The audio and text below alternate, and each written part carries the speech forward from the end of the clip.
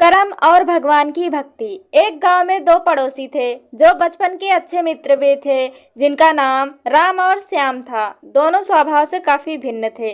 राम बहुत धार्मिक था और भगवान को बहुत मानता था। वहीं श्याम कर्म में विश्वास करने वाला बहुत ही मेहनती व्यक्ति था। दोनों ही आर्थिक स्थिति ज्यादा अच्छी नहीं थी। एक बार दोनों ने मिलकर अपनी परिस्थितियां बदलने के लिए भागीदारी में थोड़ी जमीन खरीदी। उनका विचार था कि इस जमीन में वह अच्छी फसल उगाकर उसको बेचेंगे और उसका अच्छा धन कमाएंगे। अब समय था फसल पाने के लिए खेत में मेहनत करने का। मेहनती श्याम खेत में काफ़ी ईमानदारी से मेहनत करता, लेकिन राम खेत से दूर ही रहता और मंदिर में जाकर भगवान से अच्छी फसल की उपज में मिले इसलिए पूजा प्रार्थना करता। समय बीतता गया और कुछ समय बाद खेत की फसल पककर अच्छे से तैयार हो गई।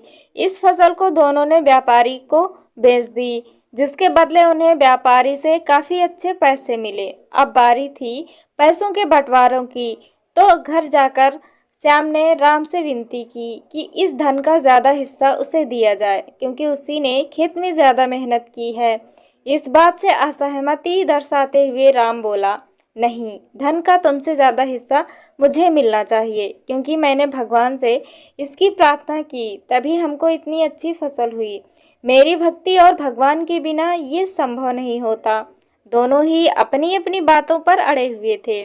वह दोनों इन बात को आपस में नहीं सुलझा सके। धन के बंटवारे के लिए दोनों गांव के सरपंच के पास पहुँचे। सरपंच ने दोनों की सारी बात सुनी और उन्हें पता चला कि असली हकदार श्याम है।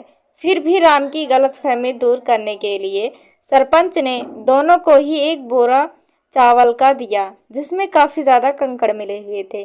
सरपंच ने दोनों से कहा कि कल सवेरे 7 बजे तक तुम दोनों को इसमें से चावल और कंकड़ अलग करके लाने हैं। कल तुम दोनों के चावल देखकर ही मैं फैसला करूँगा कि इस धन का बड़ा हिस्सा किसको मिलना चाहिए। राम और श्याम चावल की बोरी लेकर अपने घर चले गए। मेहनती श्याम ने रात भर बिना सोए चावल और कंकड़ को अलग किया, लेकिन राम चावल की बोरी को लेकर मंदिर में गया और भगवान से चावल में से कंकड़ अलग करने की प्रार्थना करके सो गया।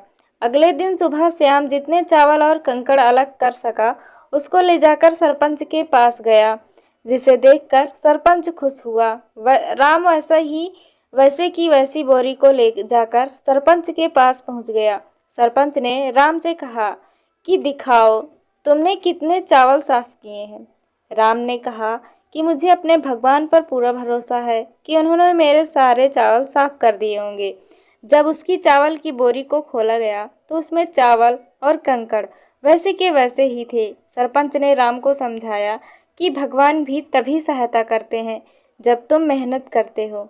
सरपंच ने धन का ज़्यादा हिस्सा श्याम को दिया। इस घटना के बाद राम को अपनी गलती का एहसास हुआ, तो वो भी श्याम की तरह खेत में मेहनत करने लगा और अब की बार उनकी फसल पहले से भी अच्छी हुई।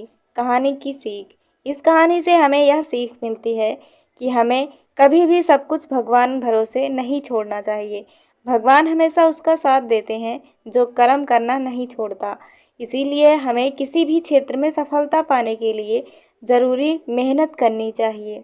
आपको क्या लगता है कि भगवान या कर्म किस में विश्वास रखना चाहिए? कमेंट करके ज़रूर बताइए।